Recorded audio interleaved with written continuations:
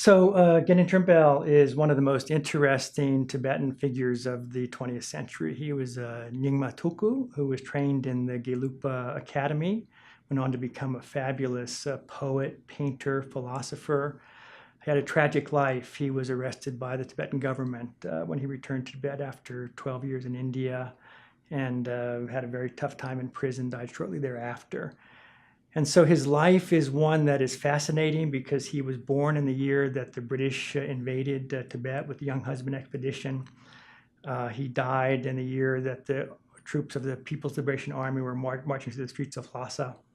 So his life was bracketed by these two major events, and he spent these incredible years in India where he learned Sanskrit very well, learned to paint in a different manner. This is someone who not only was completely well-versed in the entire Buddhist canon. We have him during his time in India quoting texts from memory, and these are not the classics, but relatively obscure works from Nyingma, Gagyu, Sagya, Gelug. But he also has this remarkable encounter with modernity, which he finds in colonial India. He also travels to Sri Lanka and sees Theravada Buddhism there. So this volume is an attempt to sort of trace his life, beginning in Tibet, then his training in the monastery, his trip to India, his trip to Sri Lanka, his return to Tibet, his tragic end.